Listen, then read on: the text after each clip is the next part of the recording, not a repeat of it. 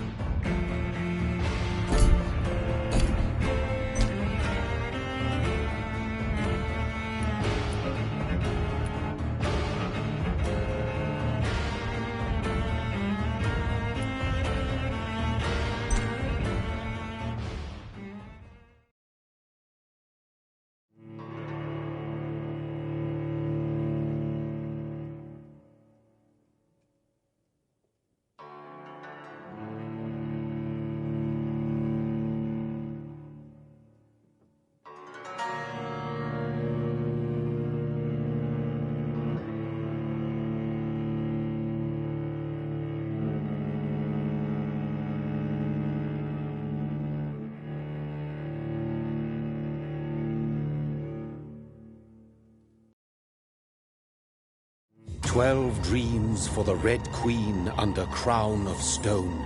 8 voracious beasts born from 8 restless nights.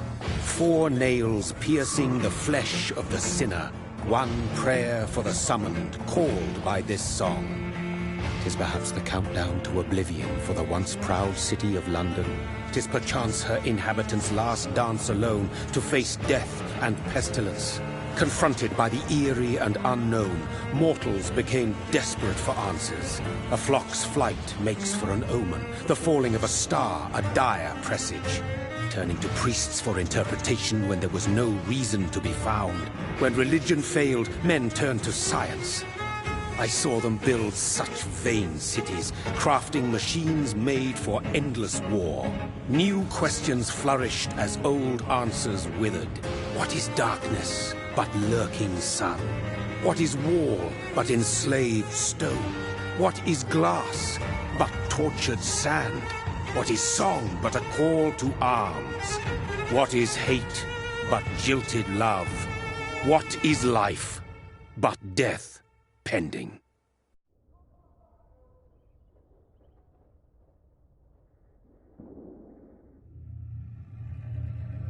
Death. Since the apple was plucked from the sacred tree, mortality was believed to be God's punishment, a righteous snare to keep mankind from ascending to the stars. They were all so wrong. Death is not a wicked thing, nor some holy retribution. A true punishment would be to never know its sweet kiss. Awaken from the harshness and be born once more.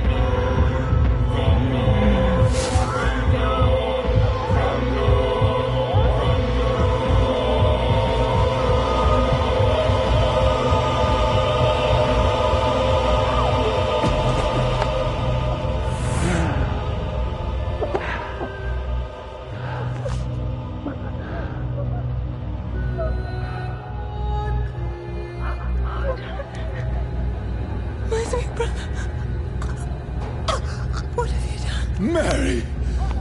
Oh, no! Mary!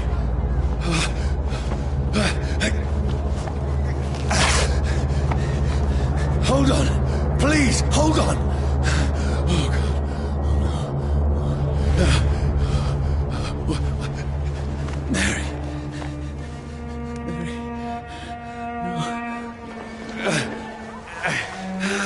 No. No.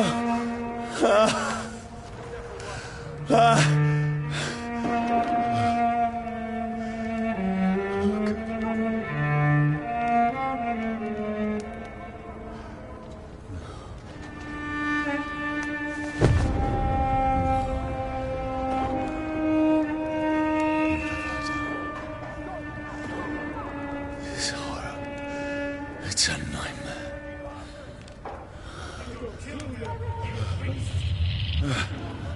No! Please, a moment, let me explain!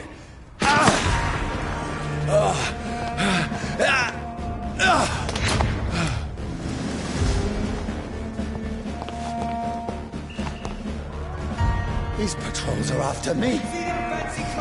No! No! Don't shoot! This is a nightmare. I need to get out of here.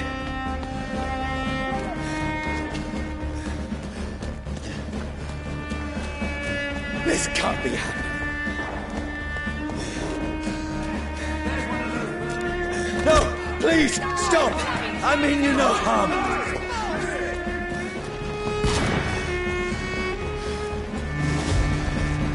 What's going on? Oh, Mary. What have I done? What's all this about? Shit, where'd it go? Now, I can defend myself.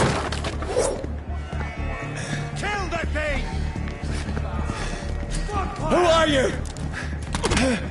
Stay back! Sorry, but you left me no choice.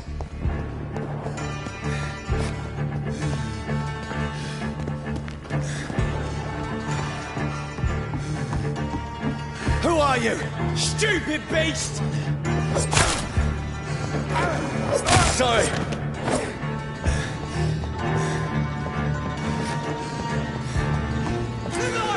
It's on No, top! please, stop! Who are you? There's one of them vermin! What do you want?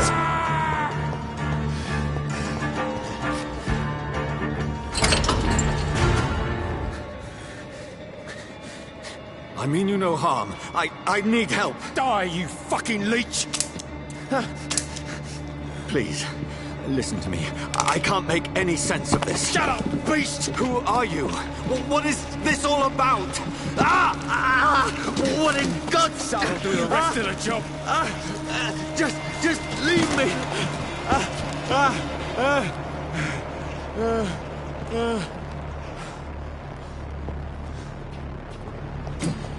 The sun. It feels like it's burning me to the bone.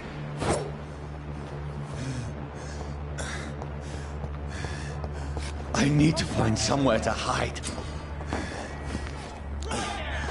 Let me go!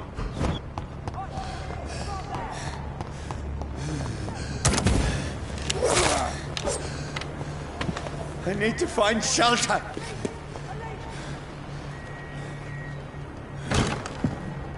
Is anybody there? What is this place?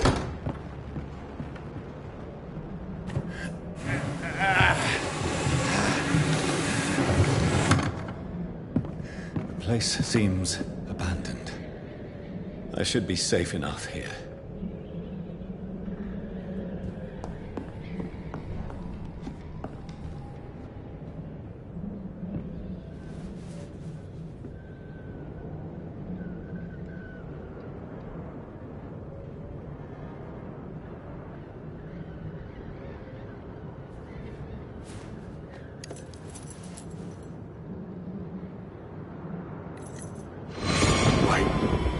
This one's dressed up fancy. Let's run through his pockets. Picking the dead's pockets? Are you serious? I've still a rent to pay. He's got no more responsibilities. What's this? Go watch. Beautiful it is. We fancy it and share the takings. I suppose we are undertakers. Now, give him an Eve.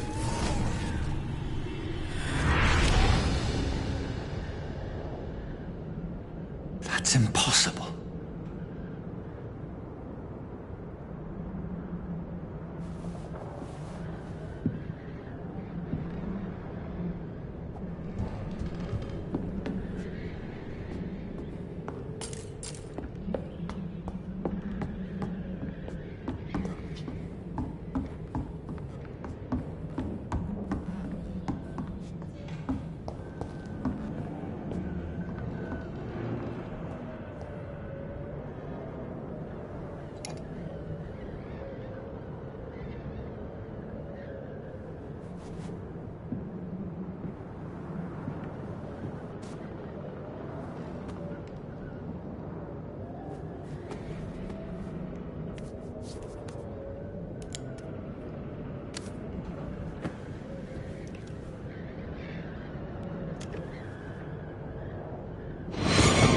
Johnny, this one's lost.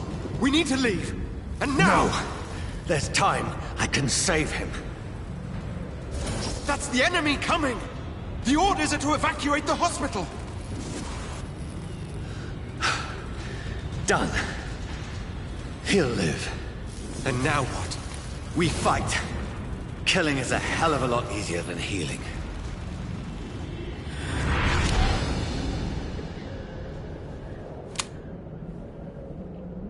No, it never got easy.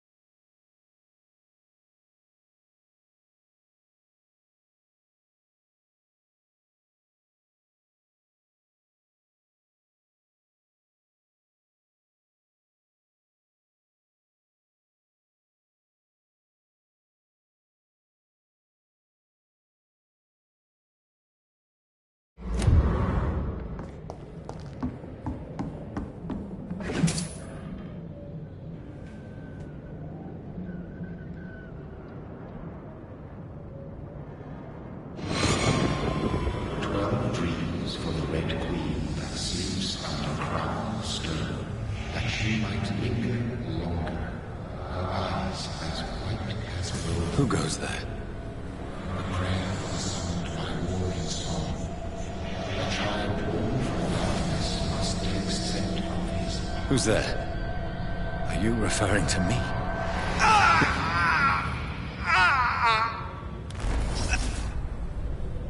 No! No! I still have so much to accomplish.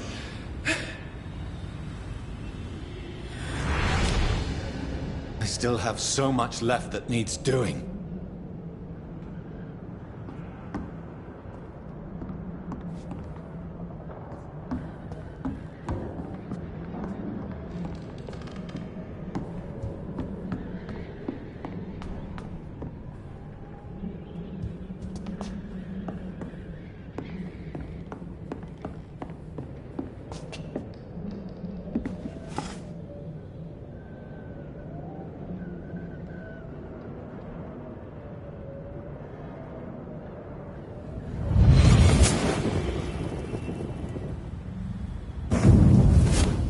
Brother,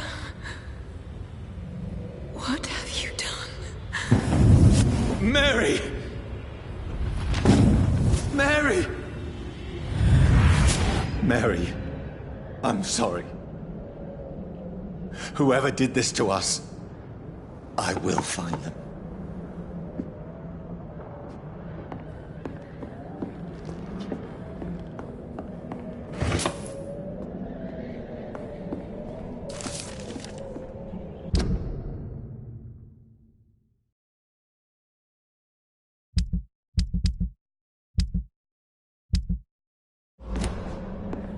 sun is high. I cannot leave now. The sun is high. I cannot leave now.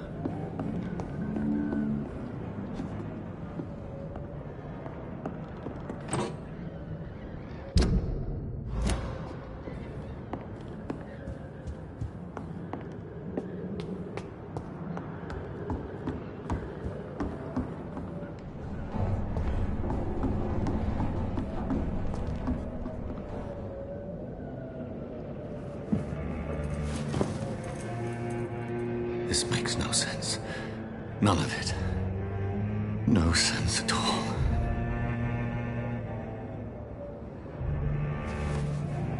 It's a nightmare. That's it.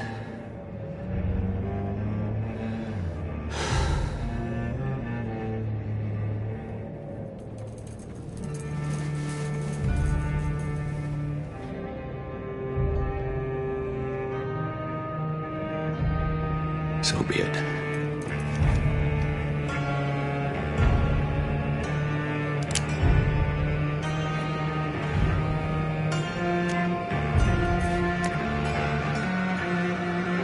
Rational thinking only.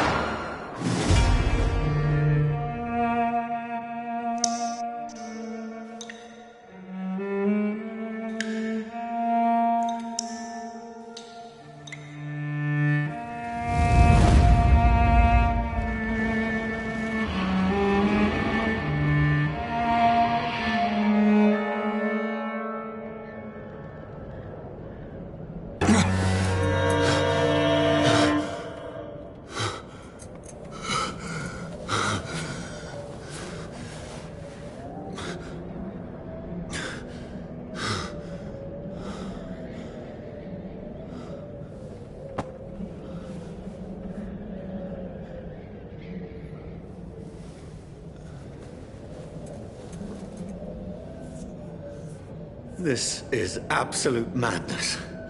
I've lost touch with the real. Madness it is, as mad as the moon, who takes blinding sunlight into a glowing reflection.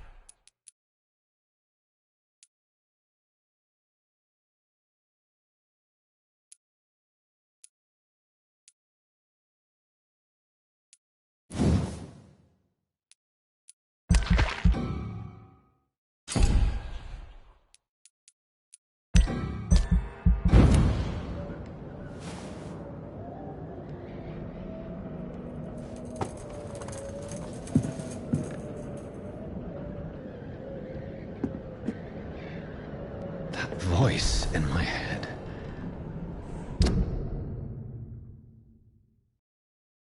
If I'm not mad, then I must belong to the one who made me what I am. I must find him to understand what I have become. These people want me dead. I need to leave now.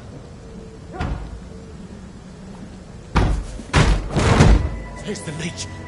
Here!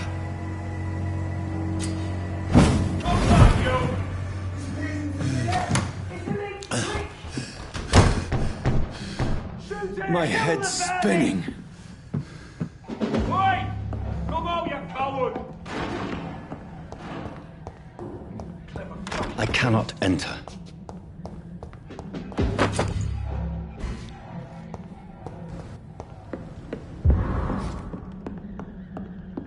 It's locked, all right. It's locked.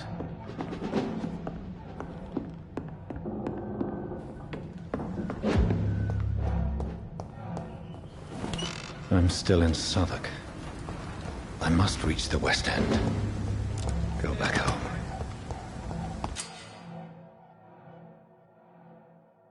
Die, vermin!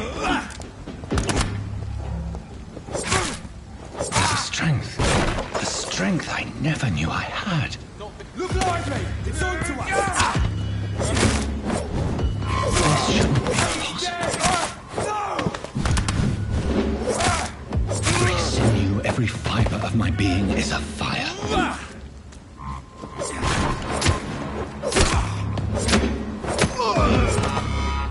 My strength, my reflexes. I'm not human anymore.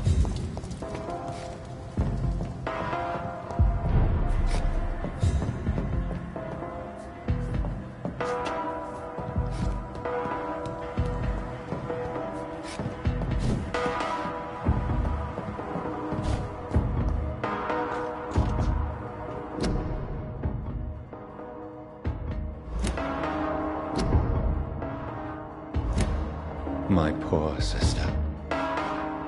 If only I had controlled my need for blood.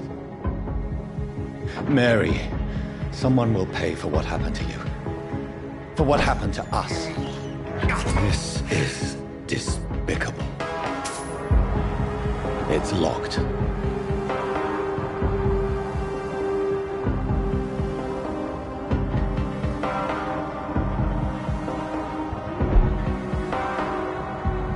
Dizziness from the jump. I can now control it.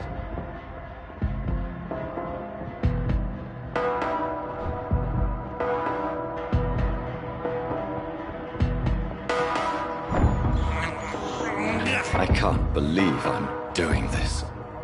What will London have to say to me?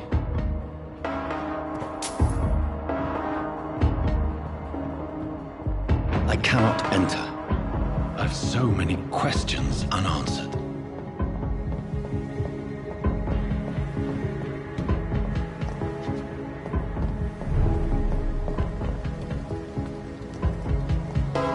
Another corpse. Have the very streets of London become a mausoleum?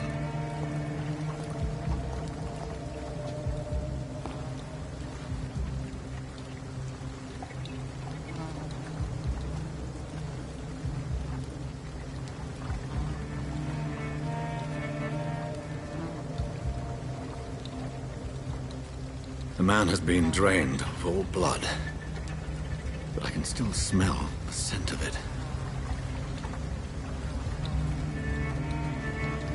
I follow the scent's trail. Perhaps it will lead me to my assailant.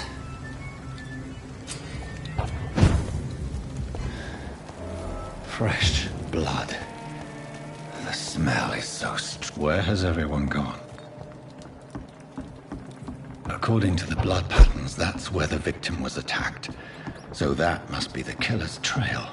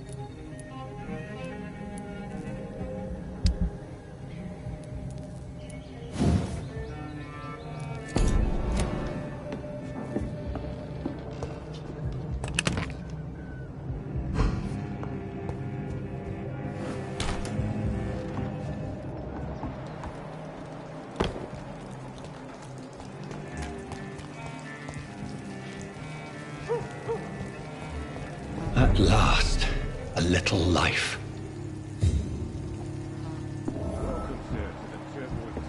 Whoever he may be, the killer recently entered this bar. Maybe some of the locals saw him. I think I'm losing my mind. Good evening, sir. Just run. I wondered if I could ask for your help. Wow, you look like you need a drink. Yes.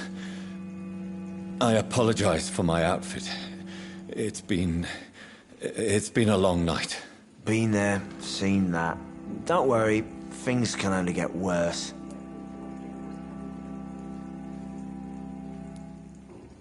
What's going on around here? It's like everybody is hiding. You must be new here. Have you not heard about the murders? Everybody fears the return of the sewer dog. Who is this sewer dog? It's the local bogeyman. Convenient answer for every crime that happened for decades. You murdered someone, blame the sewer dog, eh? You make it sound like it's a fairy tale. People will always believe in monsters. It's easier than accepting their own darkness. We can all be monsters. Has anybody entered the bar recently? Can't say. Sorry. I spent the night making love to that gorgeous bowl, see? This is important, sir. Are you sure no one has come in here in the last few hours? I don't know and I don't care. This is a free country. People still have the right to come and go, don't they? I'll leave you to your bottle then.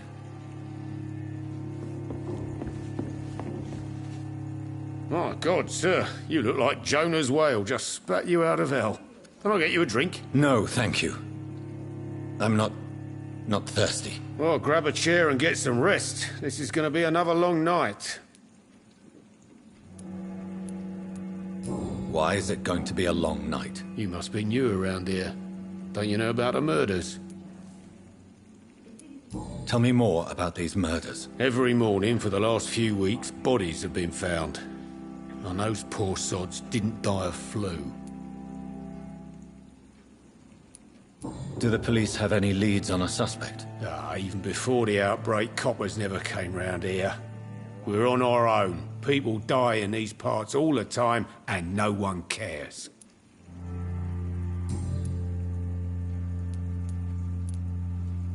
Where am I? Where is this place? You're at my bar, sir, the Turquoise Turtle. The last ray of light in this dangerous part of town.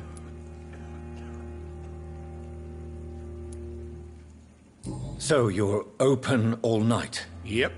Figured people might need a place to rest in these dark times. Aren't you scared? Scared of what? All the bad shit happens out on the foggy streets. And I never go outside. I'm looking for someone who might have passed through here recently. Wondered if you might help. It's been quiet tonight. The only other person I've seen went straight up to his room. Thought it was kind of rude, actually. You mean he's still here? Well, yeah. He paid for the entire week.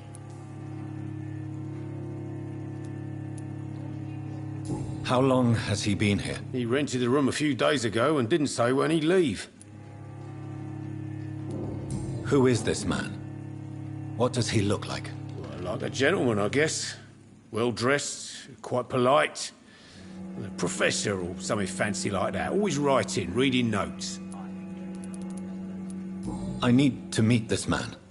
I have questions. Just climb the stairs and knock on the first door. I heard him open his window, so I guess he's still awake. And, sir... Yes? No funny business, you hear me? This is a respectable establishment.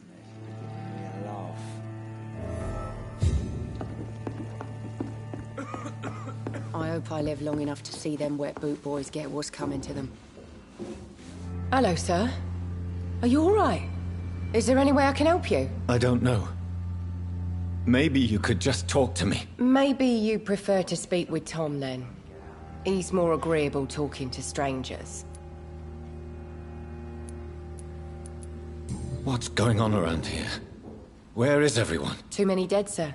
First the epidemic, now all these terrible murders. What have you heard about the epidemic? There's a Spanish flu. Yeah. Killed so many last summer. Thought we'd seen the last of it. Dozens dying every week. Are the authorities doing anything? Nothing. There are so many quarantine zones in London now. It's gotten really hard to travel across town. I just want to talk. I didn't mean to scare you. I'm not afraid, sir. It's just I've other customers to take care of. I only see one customer. Oh. Well, yeah, of course. I mean, I best check on them. I'll leave then. Thank you.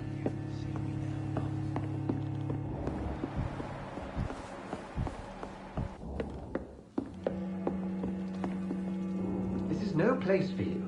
Prewen has several patrols roaming the area. They do not pursue me. But they're looking for vampires, and they're most efficient. They'll not relent until the killer has been identified. I have a common objective, but I require... I think someone is eavesdropping. Are you certain? You might as well come in, whoever you are. Slowly, vampire. Who are you? I mean you no harm. Say it, the vampire. Present yourself.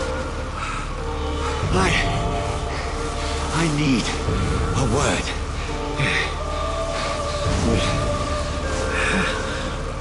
Anyone.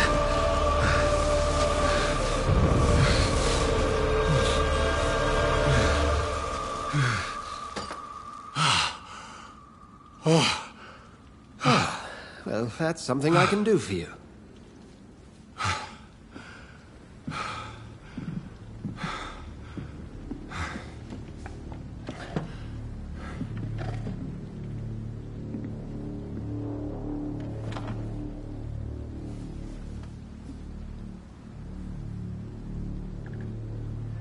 And who might you be?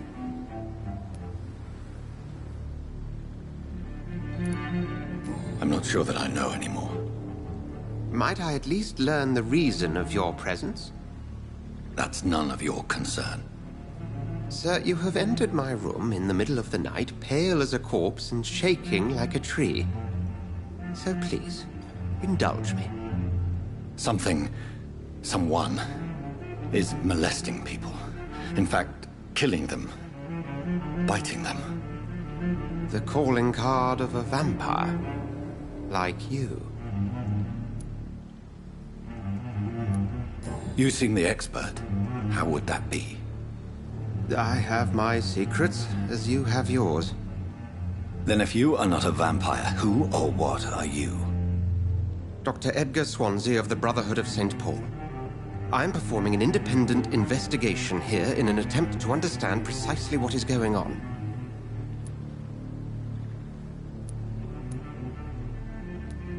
And what exactly is this Brotherhood? Sir, if the name is not familiar to you, then we shall discuss it another time. What have you uncovered concerning the murders? It started a few nights ago. Rumors of violent murders. The docks have always been, shall we say, somewhat unsavory. But this is different. How different? A vampire is at work here. Famished. Reckless. It must be brought to ground, and quickly.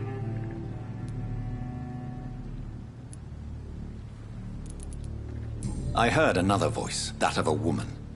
Who were you talking to? Ridiculous. I've no idea what you're talking about. Something tells me not to trust you. Then the feeling is mutual. Then help me find the culprit. I may. If you'll first tell me why you opened this door. I followed a trail. The scent of blood from a recent victim. It led me here. You thought I was your aggressor. That explains a great deal. We're both chasing the same shadow. A shadow, indeed. Yet I heard his voice in my head. There was a moment I believed I was mad. You should let me handle this affair. You've no idea what you're up against. No.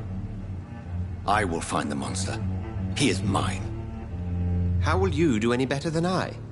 But then let me ask you this. What are your intentions if you find the killer? I don't know yet. Then I can only wish you good hunting. And pray we shall meet again.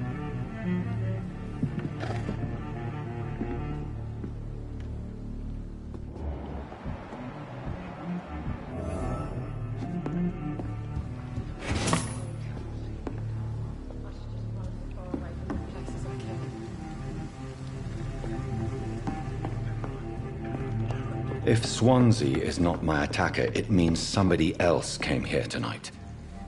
Someone must know something. Not long ago, this sort of mess would have given me a laugh. Jack. He didn't deserve this. Evening, sir. Can I help you? I have a few questions for you. Well, if you must.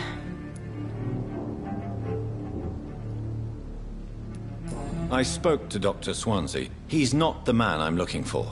Now, I want the truth. The truth? What do you mean? I suspect that someone else was here tonight, and I don't think Tom wants to tell me about it. I'm just the barmaid here, okay? If Tom says you're the only visitor we had, then you're the only visitor we had. I can feel your fear, madam. Please, tell me what's going on. It's Will. William Bishop. He came in here earlier tonight and he... Well, I thought he was going to clock someone.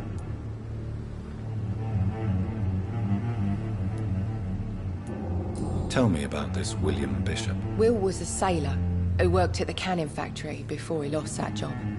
A nice bloke, really. He's never been violent. Until tonight. Why keep it a secret? Why not tell me about it? Tom's nothing if not loyal. After Will lost his job, he offered him one ear. They used to be good mates. But recently, well... Will started to get very aggressive. I see. Thank you for your candor. I'll be sure to talk to Tom.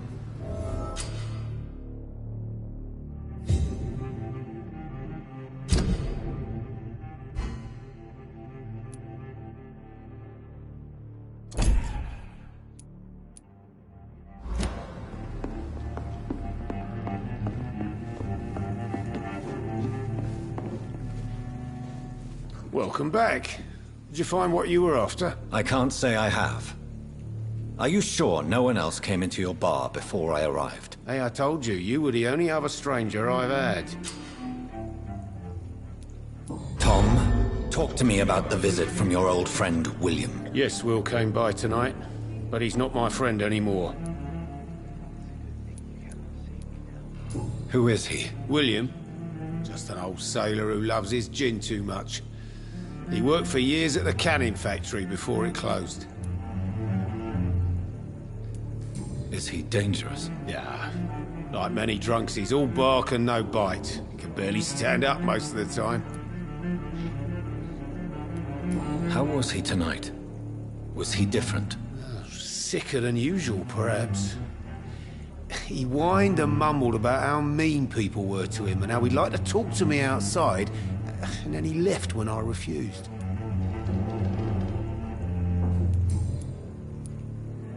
I need to find him. It's a matter of urgency. Do you know where he is? You could try his boat. It's up by the North Pier. He sleeps there when he's too drunk to get home. Please describe him to me. What'd you expect? He's a tall, sick bastard with a bad rash and torn old clothes. William used to be strong. Now he's a mess. Thank you, Tom. If you see him, tell him I don't want him back here unless he cleans up his act, okay?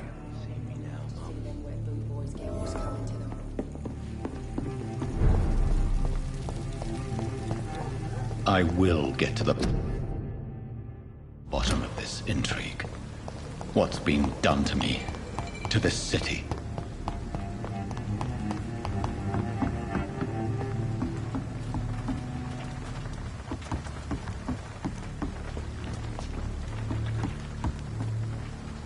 The body is still warm. This man has just been drained of blood. What's this? Some sort of note. This corpse has been dried of its blood, just like the previous victim. This man was armed. He tried to defend himself. Blood and empty gin bottles. This Bishop fellow is something of a heavy drinker. There are blood splats on the other side of the canal. I must reach that barge.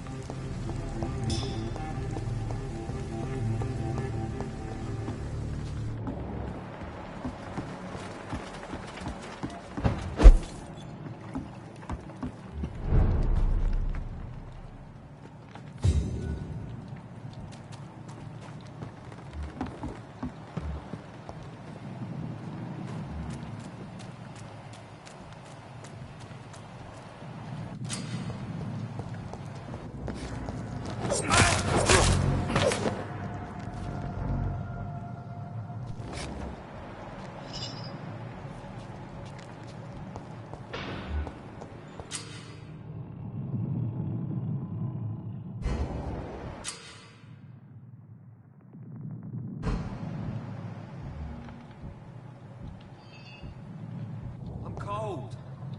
There's nothing here. Let's head back to a warm fire. Shut that foolish... Steady! End to you!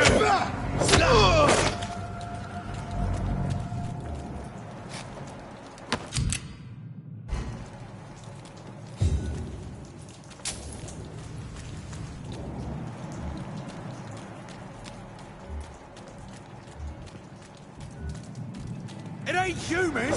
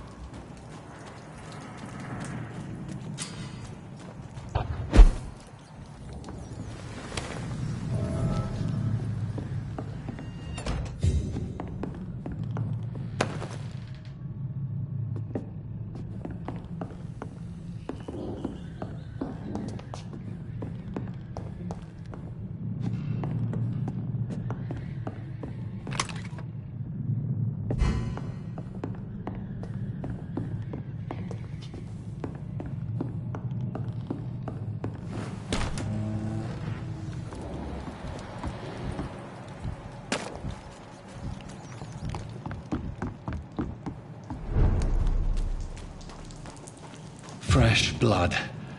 The whole building reeks of it. The scent is so strong it makes me dizzy.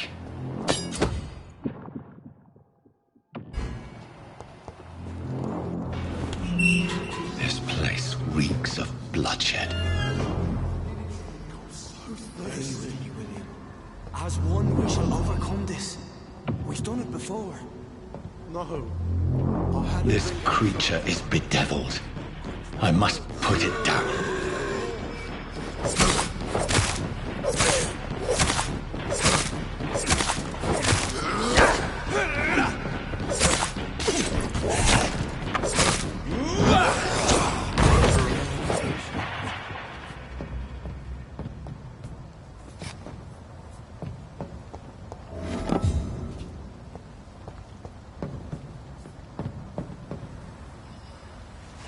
William was an honourable man.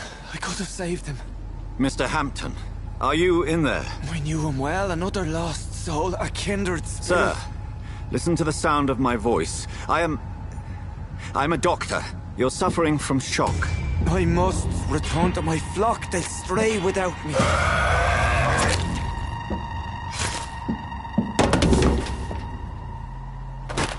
Remember, certain skulls are every bit as resistant as we are. Who are you? What do you mean by Skal? You truly are a newborn. I should have realized. Wait. You are the woman from the bar. Are you... like me? Can you help me? I believe, sir, I already have.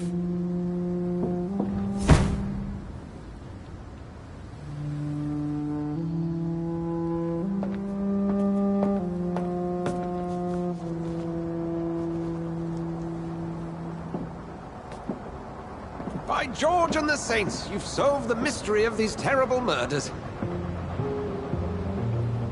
Patience, good fellows, I've come to offer help. Just give me a moment to secure my boat. We can leave this awful place. William was not the evil man they claimed. He was just taken by the thirst. He needed his drink. This man requires medical attention. We'll see he gets to the nearest hospital. No, please, I must tend to my fold. My flock needs me. There, sir. Go with the good Dr. Swansea. He's resourceful, and I'm sure he'll take good care of you. You'd best come as well. The sun is soon to rise, and you'll need a place to rest. I just need a moment. If I can learn something about what has happened to William, I'll be a step closer to understanding what happened to me.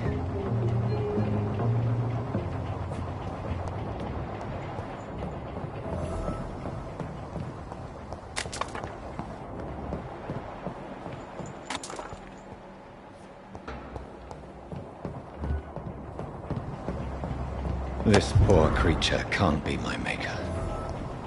Could it be some subspecies of vampire? I must find a place to analyze the blood.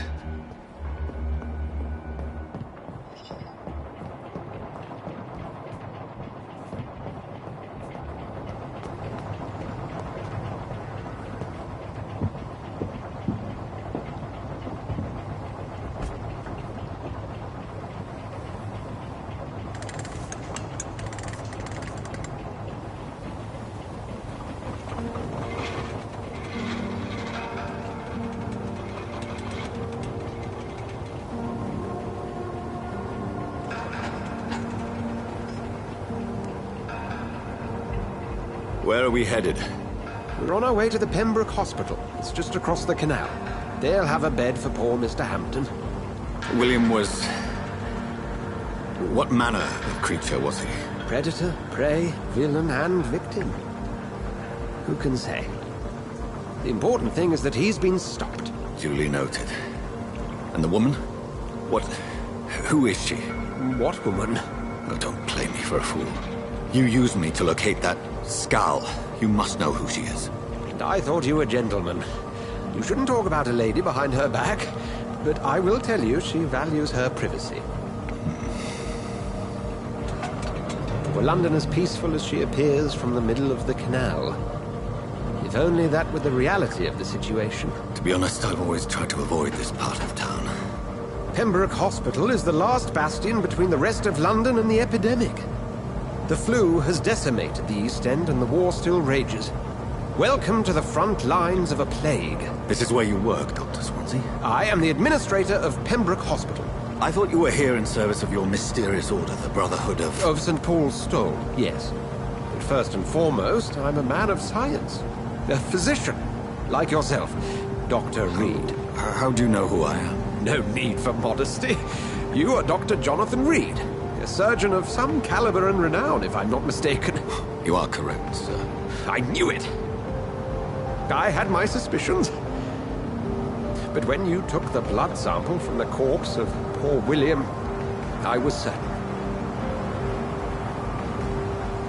Dr. Reed. Marvelous. Have we met? I attended 3 of your seminars before the war.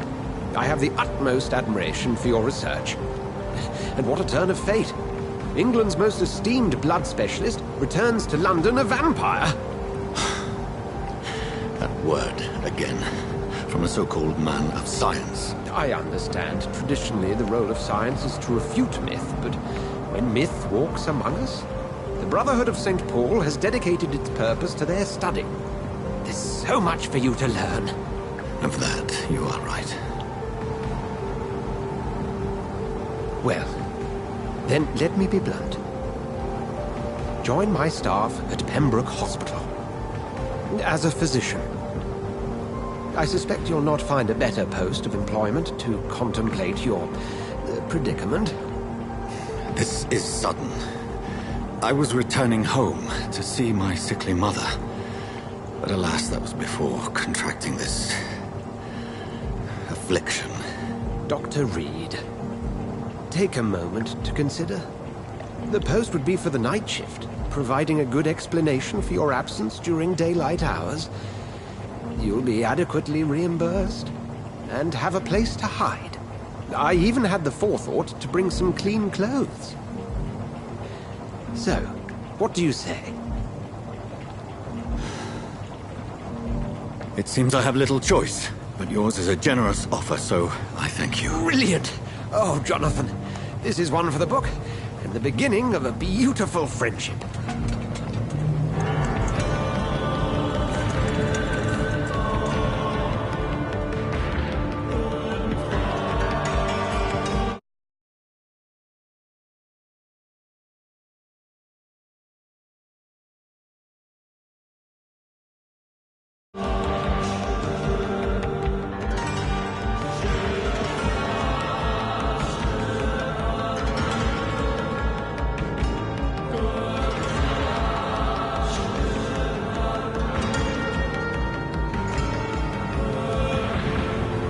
Dr. Swansea, thank goodness. I was beginning to be concerned. Worry no more, Nurse Crane, for I bring good news. Oh, Doctor, what a night. We lost 2 more patients. Nurse Scow said she couldn't take it anymore and resigned. Yes, well, I'll make a new rota in the morning. In the meantime, find a good bed for Mr. Hampton. Be sure to pay attention to his needs. Of course, Doctor. Oh, and Dorothy? Yes, Doctor? Dr. Reed here has just returned from the front. He served King and Country and will be joining us here at Pembroke. We're very lucky to have gained a surgeon of his talent, and one so experienced in blood transfusions. That is good news indeed, Doctor. Oh, yes.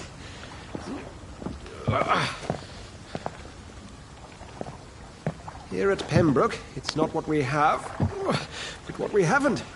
It's only thanks to Nurse Crane and the staff that our ship is in sync. If you have any questions, just ask her. Duly noted. Thank you. Your assistance is required, Dr. Swansea, immediately. Welcome aboard, Jonathan. We'll catch up after my rounds. I'm coming, Nurse Crane. I'm coming.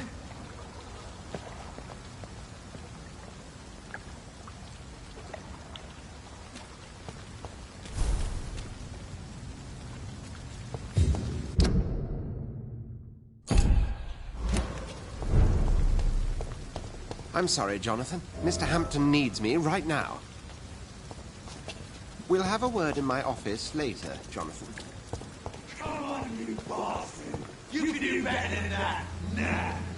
It's my turn!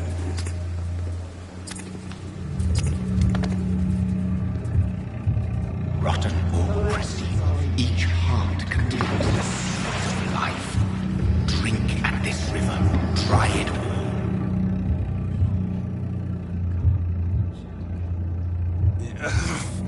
Oh, come on, you bastard! I won't bite. Sir, please. You've lost too much blood. Calm yourself. You think I didn't notice? Stop your staring and get me to an hospital, you arse!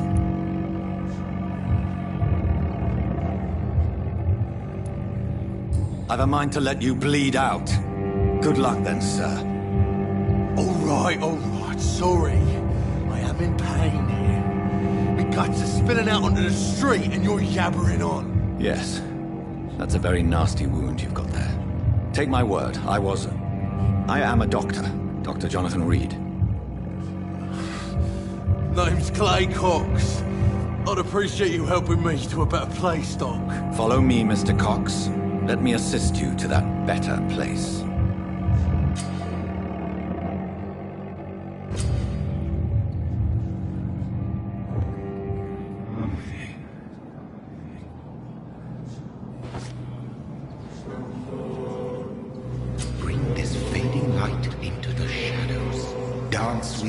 The dance of life and death.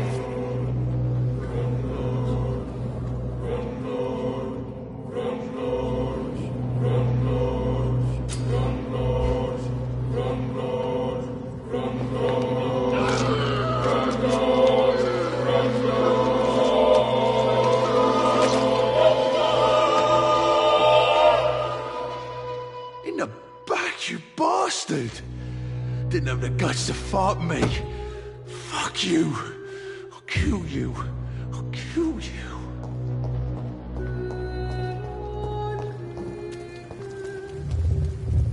To taste a life, to embrace its most intimate secrets. Such a burden, such a divine sin.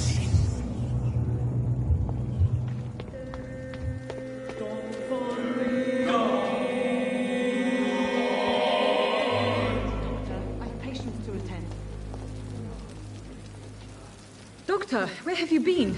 I've little time to play hide and seek with new staff members, no matter how illustrious they may be. I apologize, nurse. I needed some time to myself. This has been the longest and strangest night of my life. You delivered poor Mr. Hampton from a terrible fate. The means to that end should be of little concern, Doctor. Thank you, nurse. What can I do for you? Dr. Swansea insisted we provide you a quiet office. You'll find it on the second floor with your name on the door. Thank you. Nurse Crane, isn't it? Yes, Dorothy Crane. Welcome to Pembroke Hospital, Dr. Reed. Your office has been prepared. I would like to ask a few questions first. What kind of man is Dr. Swansea? Well, you accepted the job from him. I thought you would have known about your employer.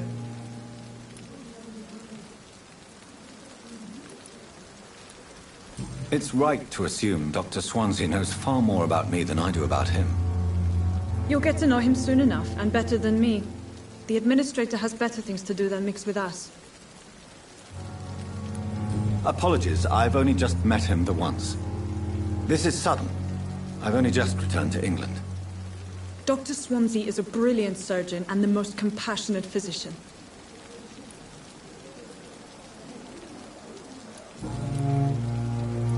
And Mr. Hampton, the patient we brought in, how does he fare? I gave him a sedative to help him sleep. Poor thing was in quite a state of shock. If you could point me in the direction of my room again, nurse. Second floor of the hospital, left after the stairs. It's the last vacant office at the end of the corridor. Thank you, Nurse Crane.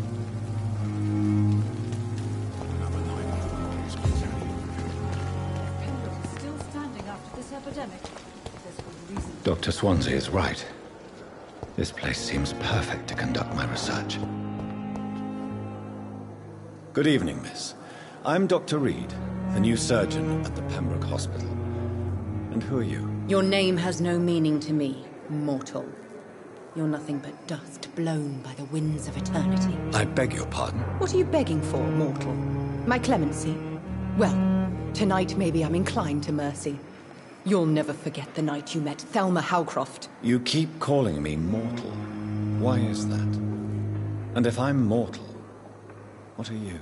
Well, Dr. Reed, if you must know, I'm a vampire.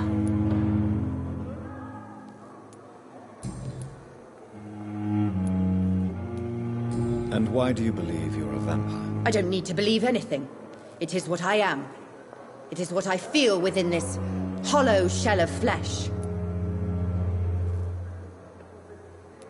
Please, describe to me how you feel. What is it like to be a vampire? I can hear my body crumble from the inside as my flesh cracks and fades. I sense the last pulse of postulant blood within my drying veins. I need new blood. I see. Have you ever heard of Cotard syndrome, Miss Howcroft? Never. It's a mental illness discovered by a French neurologist named Jules Cotard. The affected patients are delusional. They believe that they are putrefying, that they are dead, a ghost or a ghoul, or in your case, a vampire. Delusional, you say? Oh, sad and petty mortal. You can't even begin to understand the concept of immortality. And you think it is I who am delusional. I'm assuming you must be a patient here. Am I right, Miss Howcroft? It's only a cover. To hide from my enemies. I can leave whenever I want. As a woman, a spirit, fog, or bat.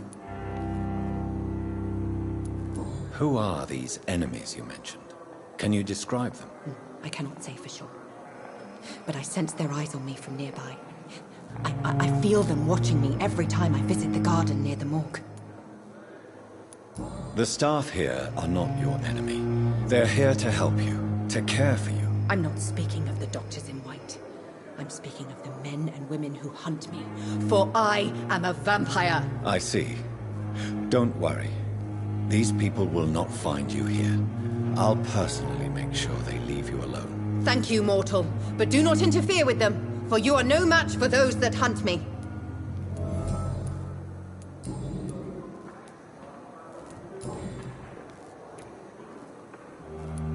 Who are you really, Miss Howcroft? I mean, apart from being a vampire. Is that not enough for you, puny mortal? What do you require?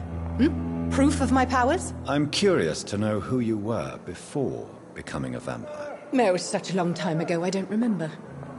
Centuries of unholy life can have strange effects on one's minds, you see?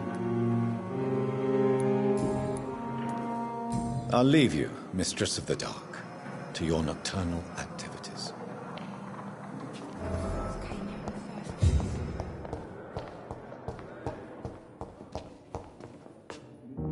Good evening, Doctor. I believe we're going to be working together. Dr. Reed. Dr. Swansea informed us of your arrival, but I could not dare to believe we'd have such good fortune. Such an honor, sir. Thank you. And you are? I am Thoreau Strickland, Dr. Thoreau Strickland. I'm a great admirer of your work, Dr. Reed. What can you tell me about the Pembroke? Well, it has always been an honor to work with Dr. Swansea. But with your arrival, I can't think of a better opportunity to learn about blood transfusion. You seem quite optimistic. It's a rare and precious attitude in these difficult times. I'm convinced that this epidemic is a test of endurance and dedication for us men of science. Questions remain about our capacity to resolve the situation. True, true. Last summer, during the first wave of the epidemic, I used to joke with Milton about the extra work. We're not smiling now. Do you need help with anything in particular? Well, yes, maybe. I'm waiting for a batch of products I ordered for my personal research, yet my supplier seems to have vanished. Do you want me to play the errand boy for you? Oh no, Dr. Reed. But if you went personally to his shop, what with your reputation and all, he wouldn't dare to refuse the products I need. I see. Well, give me the address, for I may pass by if I have time.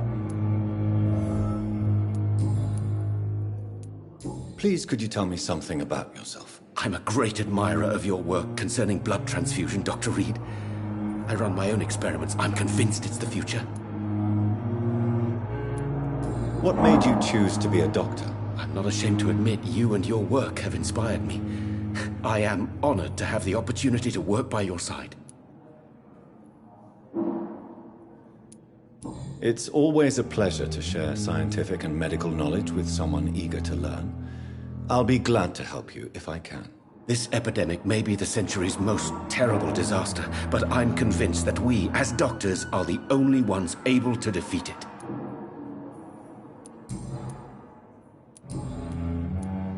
Goodbye, Dr. Strickland.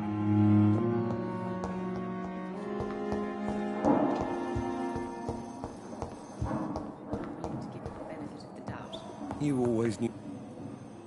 Good evening, sir. I'm Dr. Reed. May I help you? I don't know if a third opinion is needed.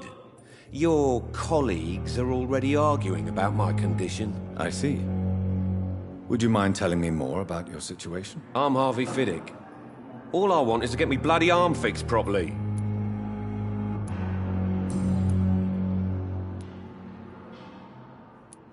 Tell me about the doctors who are arguing about your case. Strickland and Aykroyd. They both want the best for me, but there's a lot of pride there. Doctors are no different from carpenters, it seems. What do you mean? I often had professional arguments with rivals on a building site. Difference is, I disagreed about wooden nails, not flesh and bones. Are you satisfied with your treatment here? Well, it's clear that I've chosen a bad time to be injured. Forgive my bluntness, but you seem overwhelmed by cases of the flu. I won't lie to you about it. I'm afraid we are. Are you sure you don't want to operate yourself, Dr. Reed? I have the feeling you're very capable. And your colleagues seem to think so too. In other circumstances, you would be right. But for now, I don't think I can take on the responsibility. My apologies. Tell me about yourself, Mr. Fiddick. I'm just a regular guy waiting to get his arm fixed, so I can return to work and to my family. I was more curious about what you were doing before being hospitalized. I'm a carpenter. And a good one, too. But that means I need both arms to feed my family, Dr. Reed.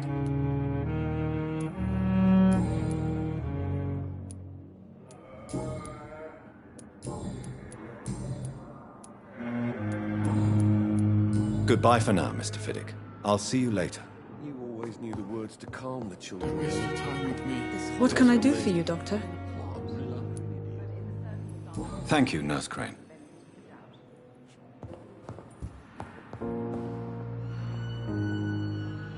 Good evening, madam. Can I help you? It's my son who needs you, sir. I'm Dr. Jonathan Reed. How can I help your son? I'm Beatrice Goswick, mother of Mortimer Goswick. Could you check on him, please, Dr. Reed? I've heard much of your talents as a physician.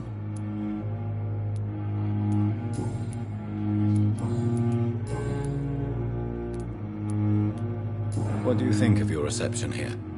Any complaints? I have had the uttermost reservations about this hospital since we arrived.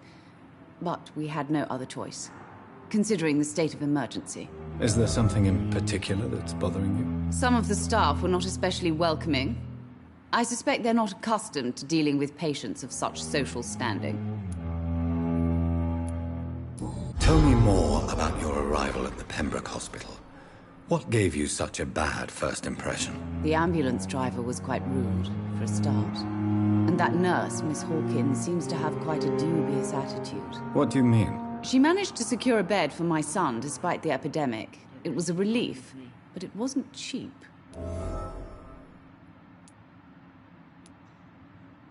She charged you for a bed? Yes, and I paid without question, considering the urgency of the situation. What can you tell me about yourself, Mrs. Goswick? Not much to say. Just take care of my Mortimer and I'll cover all the expenses. That's all that matters. Are you really that rich? Most of the patients here are of a more humble origin, if I may say so. Yes, thanks to my husband. May he rest in peace. I can cover any needed medical expenses. May I ask if you have an occupation, Mrs. Goswick? I'm a teacher by profession. I teach young women who are more ambitious about their futures than their families.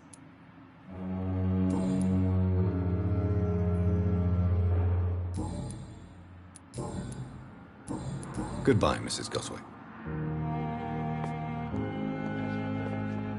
Good evening. I'm Dr. Reed. Can I help at all? No. Really? Why are you here, then? I don't want to talk. My throat hurts too much. I suppose that this pain is the reason you're here. Is someone taking care of you? Yes. And no. Could you at least tell me your name, sir? Mortimer. Mortimer Goswick. But in the circumstances, I'm willing to give you the benefit of the doubt.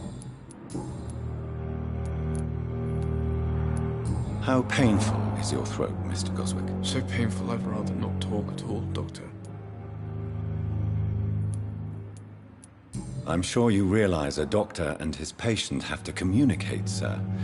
Would it help if I gave you some paper and a pen? Not really. I see. Then maybe it's not just your throat that hurts, Mr. Goswick. Perhaps your sore throat is just the consequence of something more hurtful. Yes, maybe. But I don't want to talk or even write about it now. Why did your mother have you hospitalized here? She seems convinced this is a bad hospital. My mother just wants the best for me. She won't rest while I'm here. She'd go all the way to hell and back to help me. Is your mother bothering you? As your doctor, I can ask her to leave you alone if you would prefer. That's tempting, Doctor. But you have no idea what my mother is capable of. She would tie herself to my bed if you asked her to leave.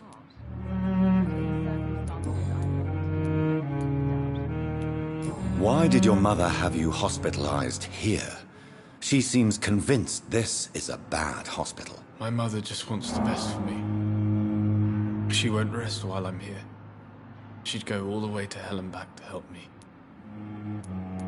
Pembroke Hospital may look unorthodox, but rest assured you're in good hands here. It's not me you have to convince, Dr. Reed. It's my mother.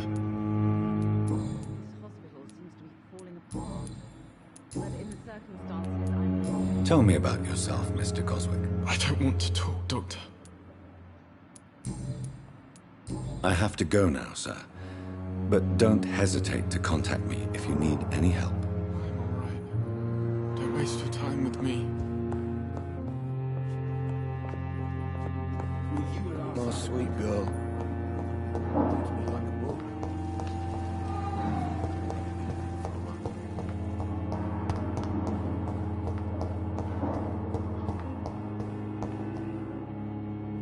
Good evening, Dr. Strickland. And good evening to you, Dr. Reed. Can I be of any help? Goodbye, Dr. Strickland.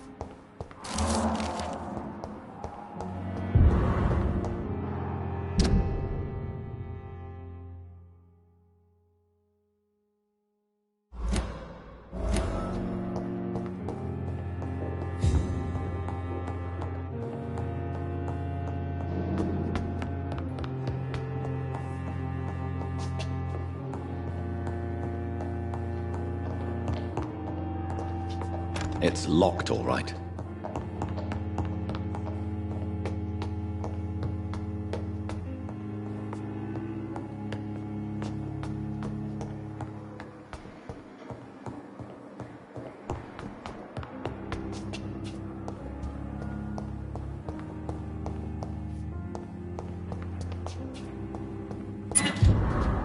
It's locked, all right.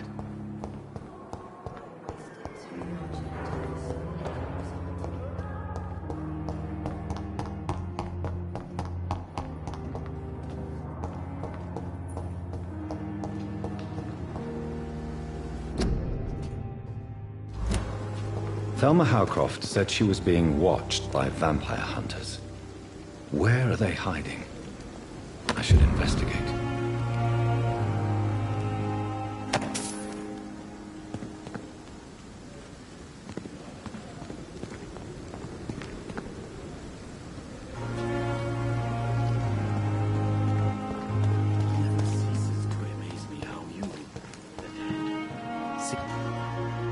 Good evening.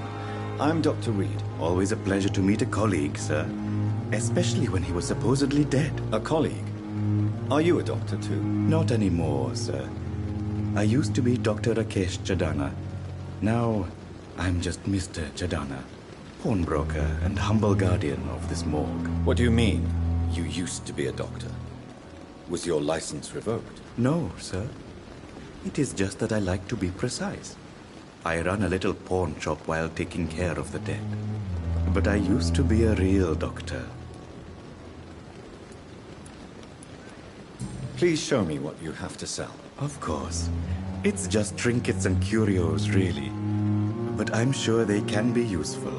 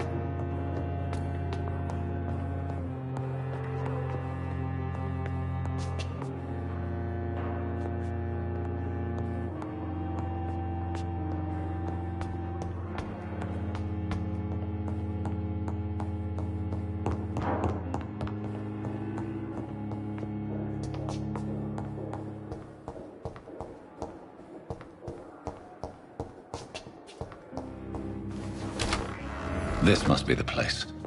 It's definitely away from prying eyes. Relegated to the shadows. A kingdom of my own. At least I won't be sleeping in a coffin.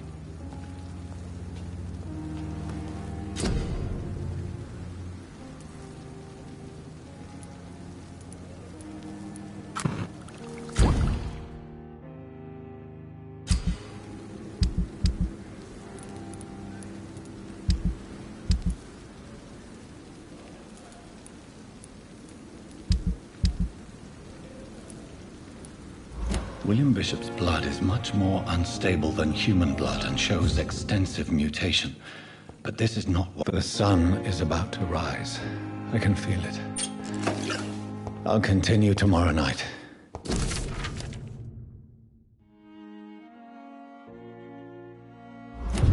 I have so much time now.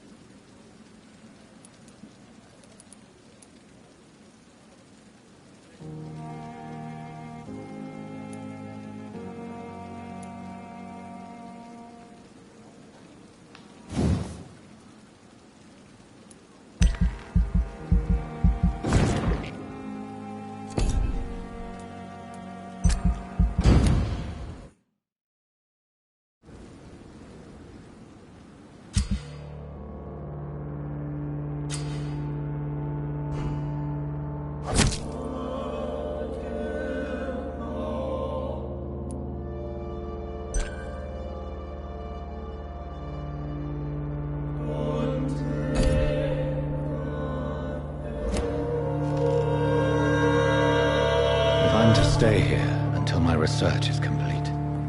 I'd better learn to hide my true nature from the mortals. But what about my thirst for blood?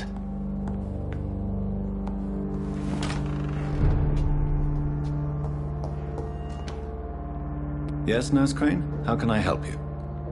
I'm so sorry. I know Dr. Swansea wanted you to rest, but we have somewhat of a crisis. A crisis, you say?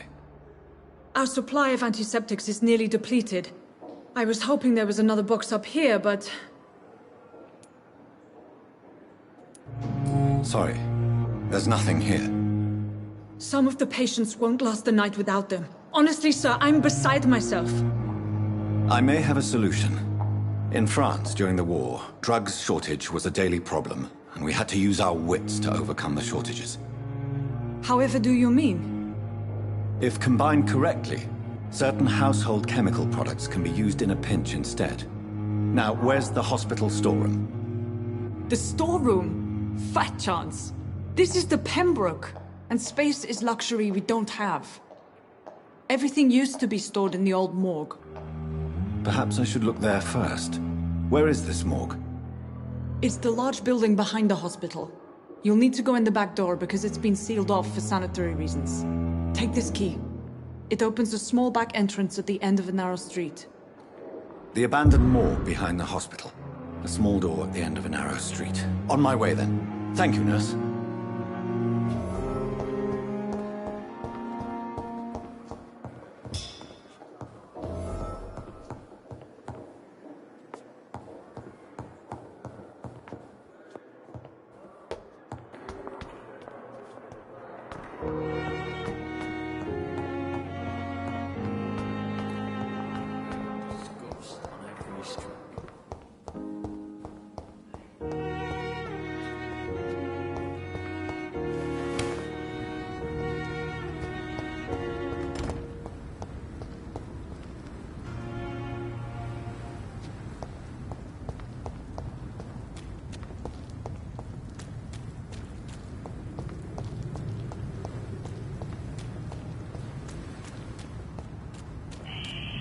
Scowl voices in the garden. I should investigate.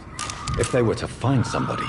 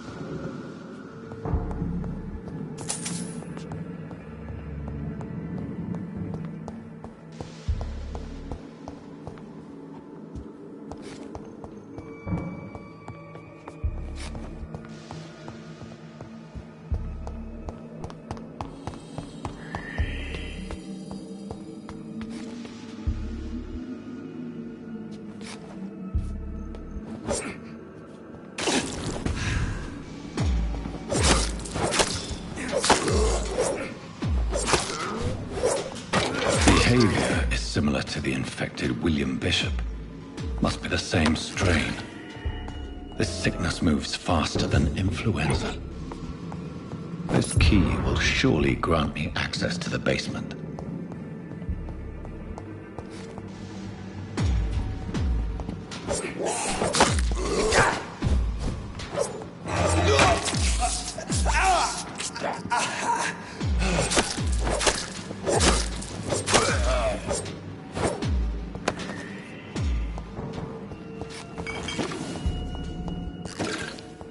It's locked.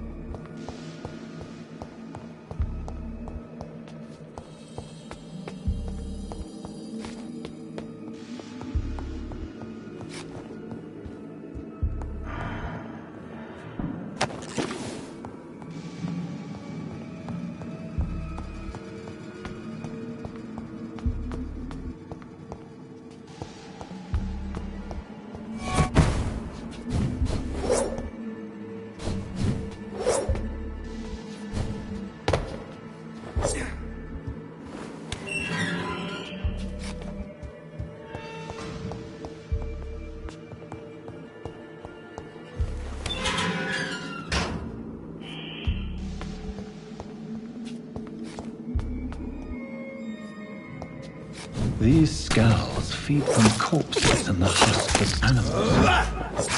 They're not after blood.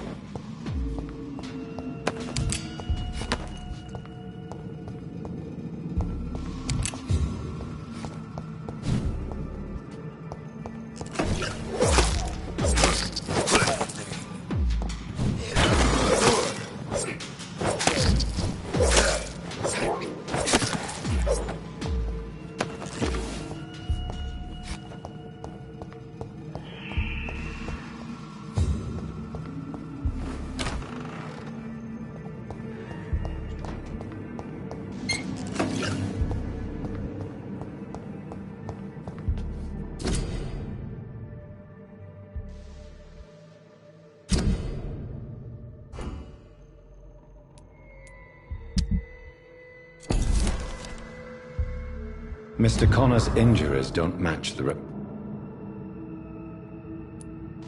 traces of a pinkish foam at the corner of the lips. Some sort of drug overdose, perhaps? The chest was originally open to perform the operation. The sutures are clean, but the chest has been reopened. Multiple abrasions and scarring on the arms and legs. Old and distinctive injuries of a sailor or a fisherman. A puncture over the left lung, possibly a chest tube insertion. Not the cleanest work, but I think it was successful. Signs of internal bleeding. So, Dr. Tippett's anesthetics were incorrectly dosed, causing the patient's death. And then he tried to operate on him again. Tippett has made an egregious error. It's time we talked. Tippett has made an egregious error. It's time we talked.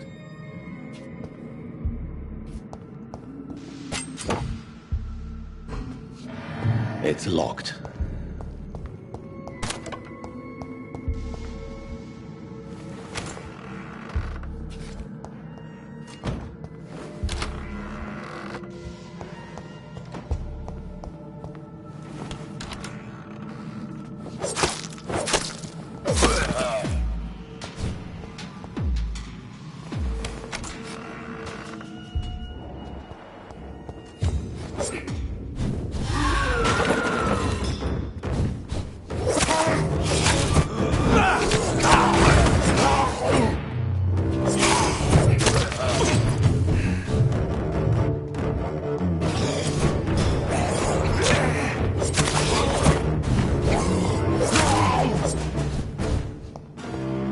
Skulls can be so ferocious.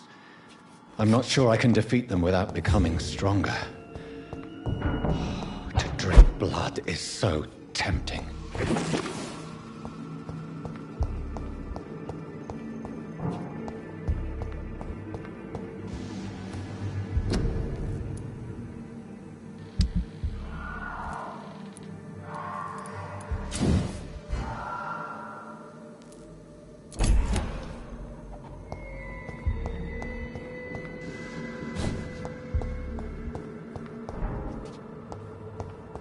Sodium hypochlorite. Dangerous to administer, but efficient in the proper dosage.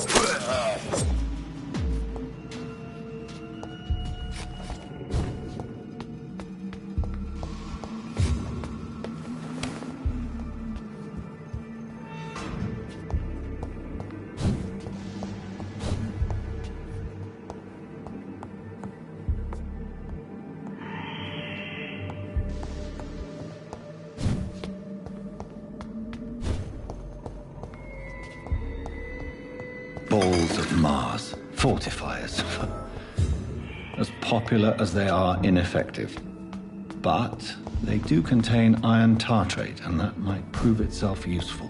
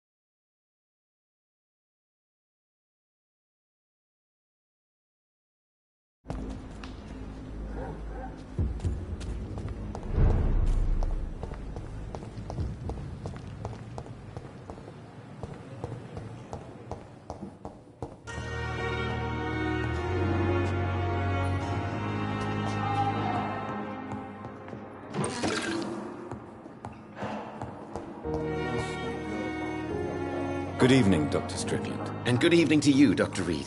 Can I be of any help? Goodbye, Dr. Strickland.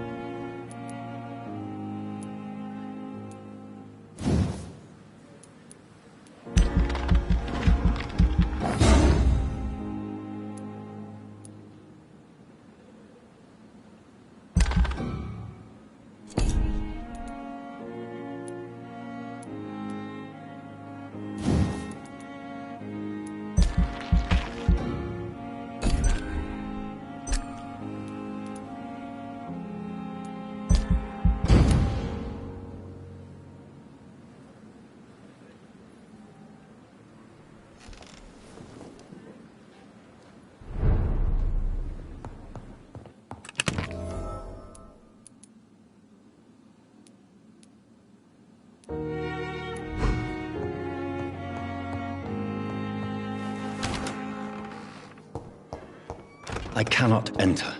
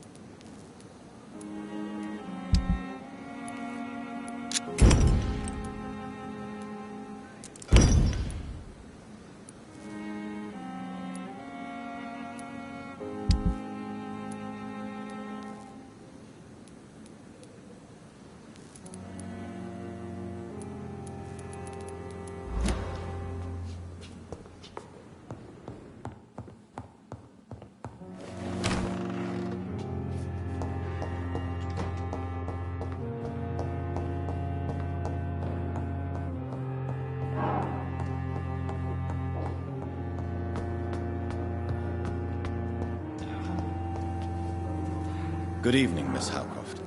How are you tonight? I need blood, Doctor. Warm, rich, vibrant blood. I have made inquiries about the men who were tracking you, Miss Howcroft. I did not expect a mortal to have this sort of courage. Speak, Doctor. Why are they hunting me down? It was a misunderstanding. These hunters were in fact looking for a very different creature, but they mistakenly put their sights on you. I knew it. I have become undone.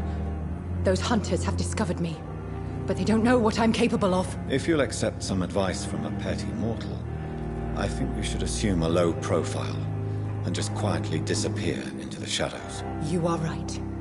And you have served me well, mortal. Take this as a reward for your time. Perhaps I will allow you to drink deep of my blood. One day. Thank you. I'll keep that proposition in mind.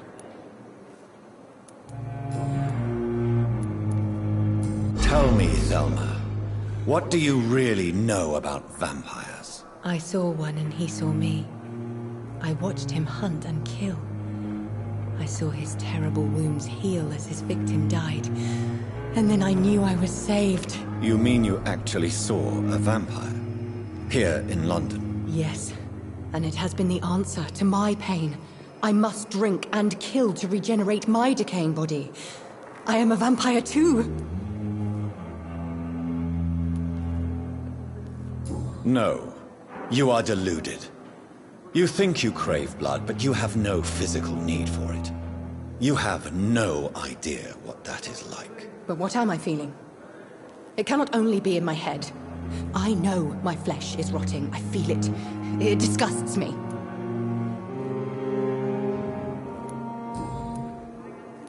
I'll leave you, Mistress of the Dark, to your nocturnal activities.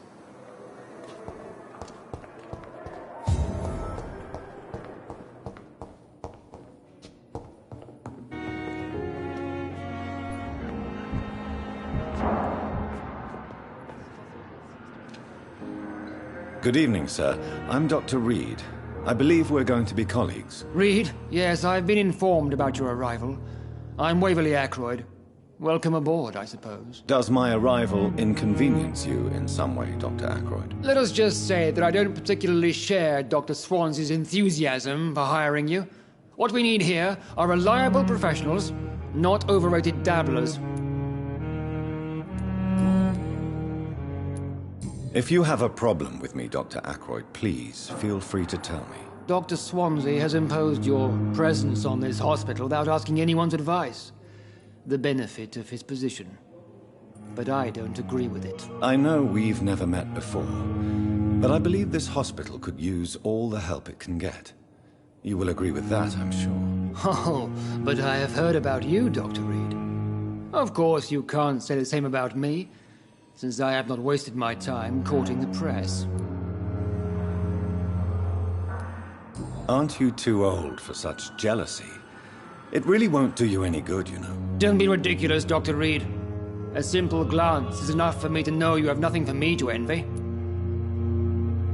Since your tenure in this hospital is longer than mine, Perhaps you can tell me more about this place. Let's just say I'm tired of the carelessness around me. I have always respected the skills of Dr. Swansea, but over time his enthusiasm has become displaced. Carelessness?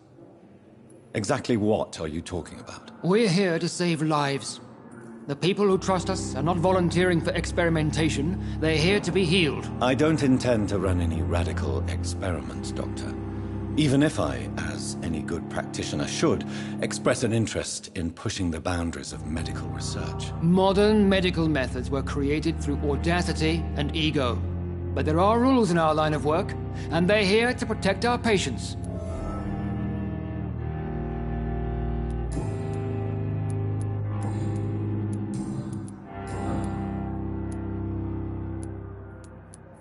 It seems you have bad memories of your military service. I refuse to see this industrial slaughter as scientific progress. War only reveals the worst in men. We can at least agree on something, Dr. Ackroyd. I don't know what you've heard about me, but I have already proved my value as a practitioner. I don't question your skills, Dr. Reed, but your motive. Is it money, fame, or are you truly dedicated? And what exactly is that supposed to mean? I served in the war just like you. But unlike you, I did not use the wounded to play the modern sorcerer. Be careful what you insinuate, Dr. Ackroyd. I only want you to admit you used those men to improve your theories. Knowledge has always been and will remain our main weapon. And it has always come at a price. And personal initiative. It is not a question of initiative. It is a question of integrity. These men and women have put their faith in us, Dr. Reed. Thank you for your time. We'll talk later. Yes, Doctor?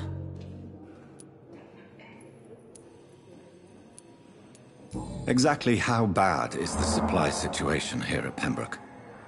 It really depends. Dr. Swansea deftly works his society contacts for monies. But with the quarantine, well, we're in God's hands. Why then do you always work the nights? Don't you ever sleep? At the Pembroke, we're always hands on deck. Lack of sleep and the medical profession always ends in disaster. I've witnessed many a colleague succumb to stimulants to fight exhaustion. Drugs were as deadly as bullets in the trenches. London's trenches start here at Pembroke Hospital. We are on the front line, make no mistake. Your dedication to the Pembroke does you credit, Nurse Crane, but when do you sleep? We staff get our sleep when we can, Doctor. Nursing is a vocation, not the labor of a journeyman. That's all for now, Nurse Crane, thank you.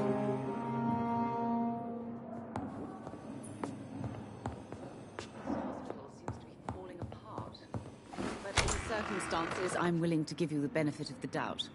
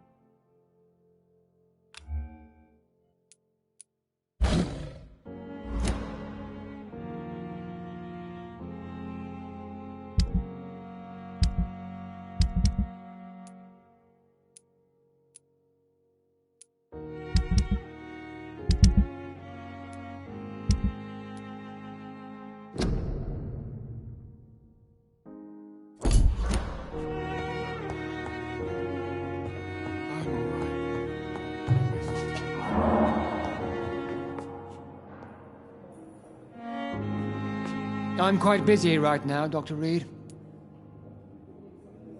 Thank you for your time. We'll talk later.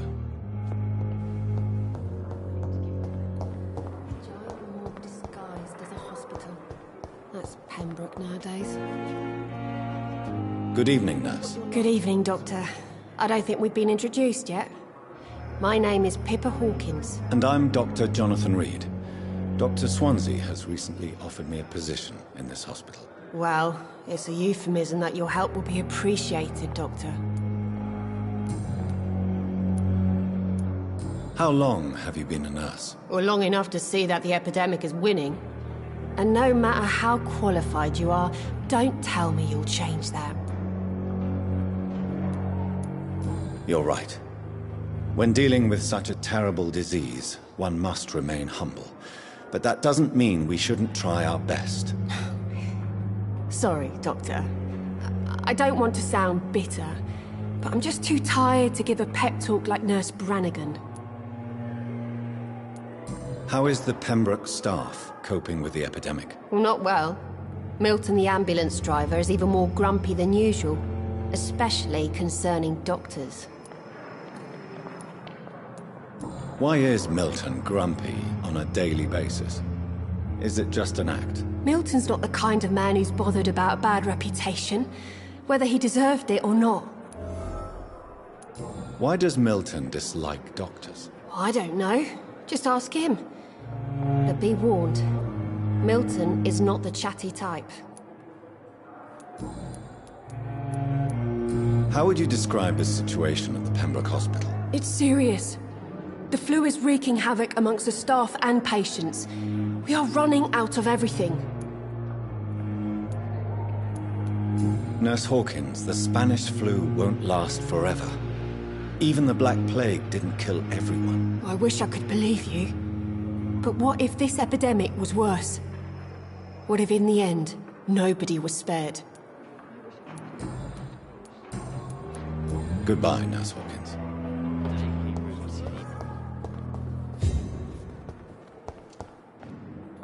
Good evening, Miss Howcroft.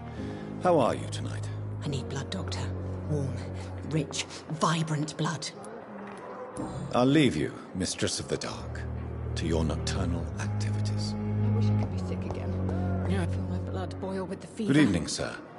Can I help you? Unless you're here to fix my face. No. I don't think you can help me. I'm Dr. Reed.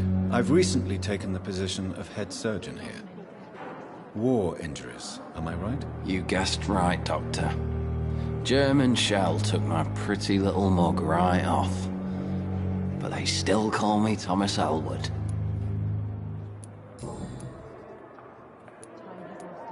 Why do you feel responsible for the injury, Thomas? What really happened? I wasn't disfigured by any German shells. It happened during my leave. It was an accident. Tell me what really happened then. I went with a whore in Rouen. Dead drunk I was. The hotel was a shithole. There was a fire that night. Did you start the fire? Were you trying to avoid going back to the front? That's not uncommon, you know. No. It's just that I was asleep when the flames reached the room. The girl was long gone. Bitch never woke me up. Left me to burn. Why lie about it? Come on. It's one thing to come back disfigured by the Germans, and it's another to get injured in an accident that could have happened to anybody. Reconstructive surgery has been very successful for some soldiers. I don't want to wear a bloody mask for the rest of my life. I'd rather stay here and just be forgotten.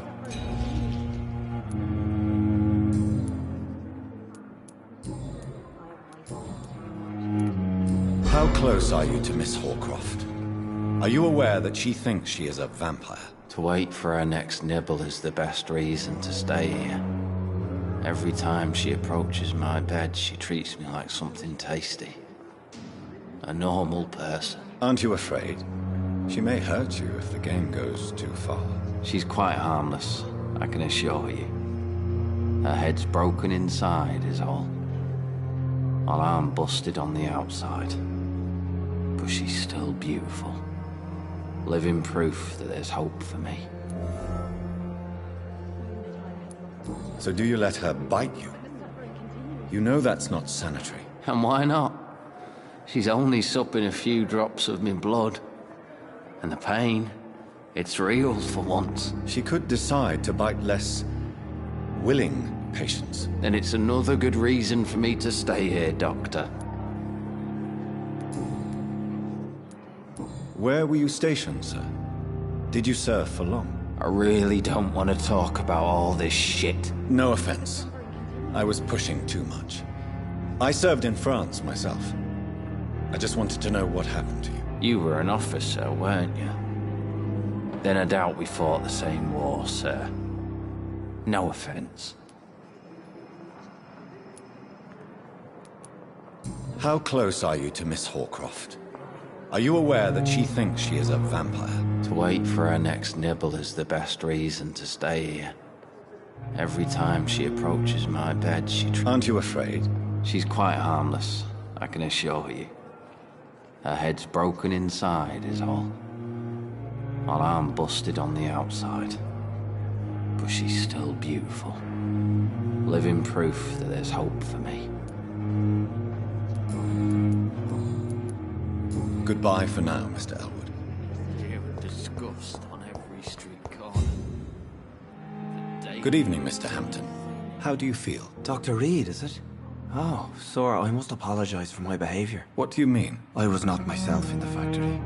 Fear and exhaustion made me say awful things to you, I'm afraid. You remained perfectly nice and polite. A little delirious, perhaps. But who wouldn't be after enduring an abduction? Thank you, Doctor. That's a relief. Now all I need to do is rest and return to my flock.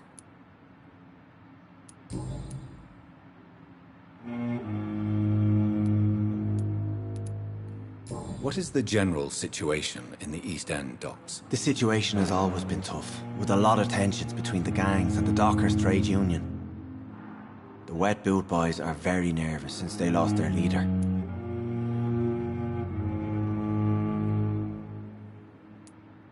Who leads the gang now? Since Clay Cox went missing, it's his wife Edwina who runs the show, with the assistance of her minion, Booth Digby. Has the gang been threatening you? Ah, no. I've had this nickname for so long, you know, the sad saint of the East End. No one dares to bug a saint, not even criminals. Do you know Tom Watts, the bartender from the Turtle? I met him before I found you in the canning factory. Tom? Yes, of course. Always the helping hand, good old Tom. Without men like him, corruption and despair would have wiped out the East End long ago. Who should I avoid in this part of town, then? Any particularly evil figures? Not really. Most men and women are just doing their best. And it's not my habit to speak ill of people I know, Doctor. People are still in despair. How could it be otherwise? The authorities have left us all to rot in this contagious nightmare. No drugs, no advice, nothing. It's a damn shame. How did you end up in William Bishop's den? I had received alarming news about his recent behavior. I went to his place and he refused to let me go. Why did he abduct you? William was an alcoholic. His addiction suddenly changed to blood. I don't know why. Just like a patient I met here. This Miss Horcroft. You dared to enter this awful place alone. You're a hero, Mr. Hampton. Or a fool. I'm just a man trying to help his friends, Dr. Reed. William Bishop was a conflicted soul, searching for light.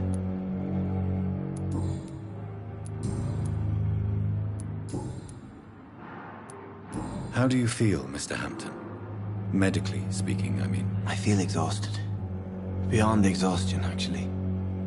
William drank so much of my blood in his madness. I feel... empty. You're in good hands here. Dr. Swansea is well versed in blood transfusion, and I'm sure he'll take the best care of you. Thank you, sir. I believe all I need is rest. And then I can go back to the people who need me. Goodbye, Mr. Hampton. We'll talk again later. It's locked, all right. Fear and disgust on every street corner. Perhaps I should have considered the offer from that Cadigan fellow.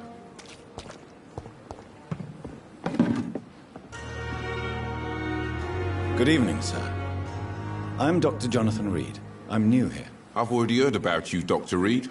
I'm Milton Hooks, the ambulance driver for this shithole of a hospital. That's quite a blunt introduction, Mr. Hooks. You can call me Milton. I like to speak my mind, Dr. Reed. Perk of the job. Don't judge me, and I won't judge you. I'm not sure I understand what you're talking about. Well, I'm no doctor, but I'm pretty sure a gun can't be used as a surgical instrument. You have a keen eye. I learned to shoot during the war, and have carried one ever since. Old habits die hard.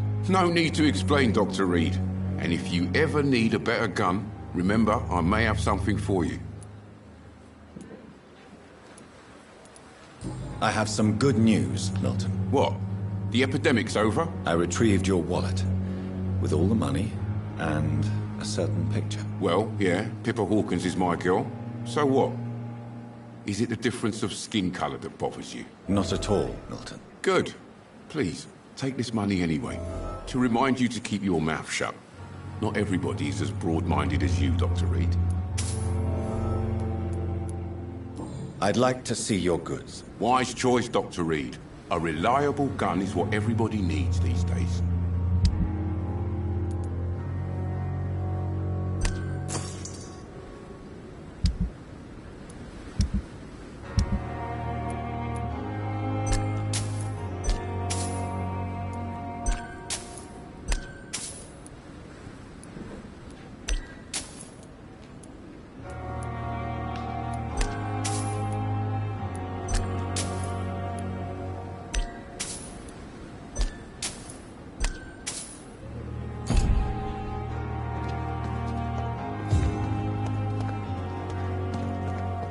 If only I were young again. Just a dozen years or so. Good evening, sir. So it is true. The famous Dr. Reed has joined us. I can't think of any better news during these terrible times. Do we know each other? Actually, yes. We met once before, at the Rockefeller University in New York. Dr. Tippett's, yes, I remember. I was assisting Professor Carell in his research about coronary bypasses. He had nothing but praise for you. He was also very confident about your future. And look at you now. Eminent surgeon and blood transfusion specialist. Corcoran, I want you to tell me about Mr. Connor. How did he die? What happened? He was my patient. He died because of my mistake. That's the blunt truth. Why not stop practicing? Are you mad? I killed that man, I admit it, and it won't happen again. I have saved so many lives since then. Who was this patient? I don't know. Some sick man from the docks, maybe a fisherman. I had no time to talk with him. No one claimed a body.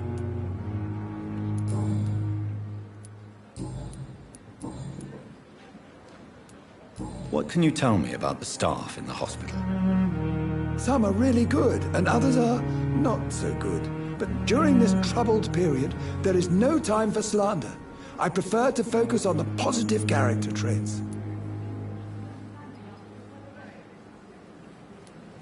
Any opinion about the management?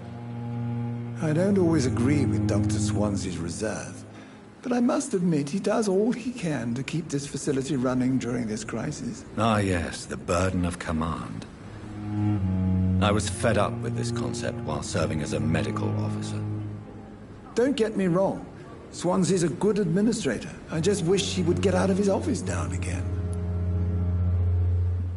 Tell me more about cherished people, then. Nurse Brannigan is a pearl. She is the most helpful and dedicated nurse I've ever worked with.